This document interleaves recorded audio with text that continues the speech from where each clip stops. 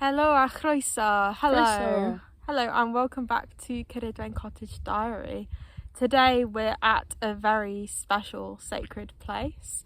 So we're in Pembrokeshire, Sir Benfro, and we're in the Preseli Hills at an ancient stone circle called Wine Mown. Now, for those of you that don't know, some of the stones at Stonehenge were mined from what is known as bluestone, which come from... Well, they've known that for a long time, haven't they? That come from the Preseli Hills. But a few years ago, I think back in 2017, there was a documentary revealing that actually the stones that made up Stonehenge, the bluestone, was both mined and actually stood as a much older stone circle right where we are at Wine Mown. So basically they, for whatever reason, we obviously don't know that, but some of the stones from this stone circle in Pembrokeshire were taken to Salisbury Plain in what is now England. It obviously wouldn't have been England at the time, and a new stone circle was created, but a few of the stones are left.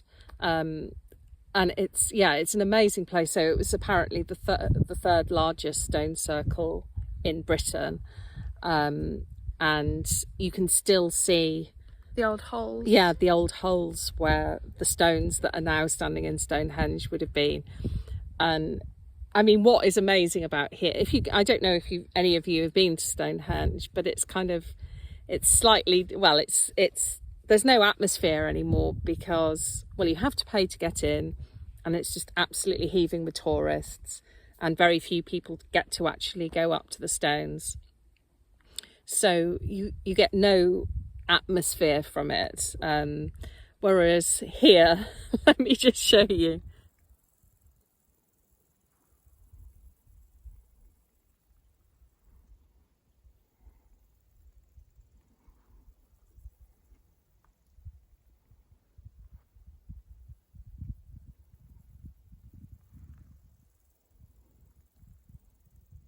Sorry, it's windy today, which is actually lovely because it's an incredibly hot day. So it's lovely to have the breeze on the top here. But such an atmospheric place. Anyway, we thought that you would be interested. We were coming along anyway. And Daisy's back now from university, which is brilliant. So as you can see, there are only a few stones left. It's not apparent, all of them initially, because only one of them, I think, is actually still standing. So here's one that's down, and yeah, quite a lot of the stones are down, but it's still incredibly atmospheric. And to think that it's obviously quite a bit older than Stonehenge itself is quite mind-blowing, isn't it, Daisy?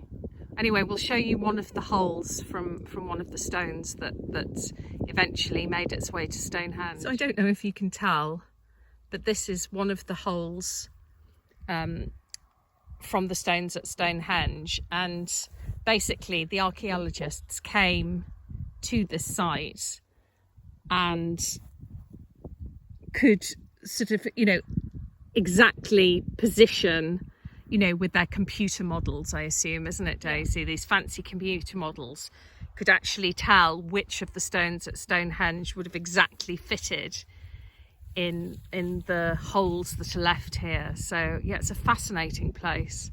We haven't been for a couple of years, and the last time we came was in the winter, so it's quite a difference today when it's so incredibly hot. But yeah, I hope you get an atmosphere. I'm going to be quiet now and just do some silent filming for you.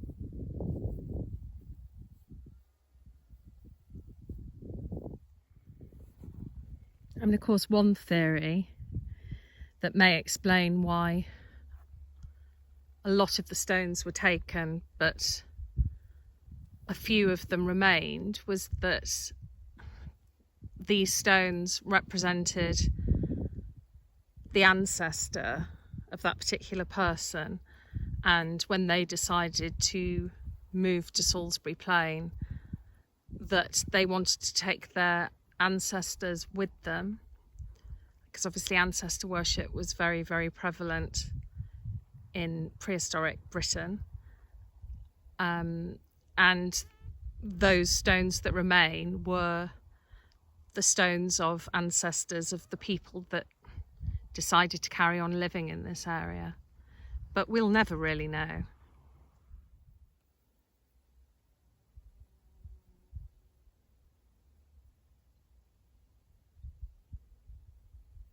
So it's very popular here in Britain that when you come to old sacred sites like this, like stone circles, burial chambers, old wells, sometimes old churches, or certainly old yews in old churches, that people like to give an offering.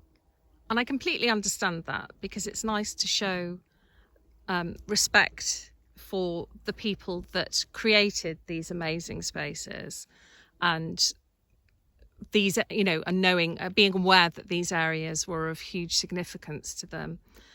But there has been a tendency for people to leave, teddies made of polyester, ribbons that aren't biodegradable, plastic flowers, writing their name or symbols that mean something to them on stones and things, which really isn't on. And the problem is that eventually those sites will not be open to the public, or will be it will be a Stonehenge type scenario where you can't get anywhere near them, which would be a real shame, because there's something incredibly special about being able to go right up to these stones and right in the circle, and just, if you've got an imagination and like history, just really imagining what the lives of these people were.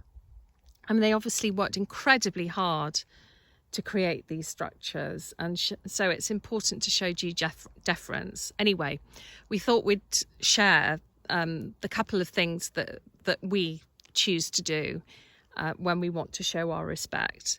So if we have some food with us that is appropriate and nutritious for the wildlife that live in that area, then we may leave some of that. Sometimes we might leave a little bit of our hair on a tree. Sometimes we like to sing a song or recite a poem, particularly in Welsh, because obviously if we're visiting a site here in Britain, the ancient Britons spoke Brythonic, and the closest living languages to Brythonic now are Welsh and Cornish and Breton. So that's quite nice. And also, if we decide not to do any of those, what a lovely thing to do to show respect is to litter pick. So there's a skylark. So I'm thrilled to say that there isn't any litter here. So we won't have to do that. But yeah, again, if you end up going somewhere and thinking, oh, I wish I'd just brought something with me as a mark of respect, you can do any of those. As I said, including if anyone's left any litter, doing that, which is a really important thing that we could all do.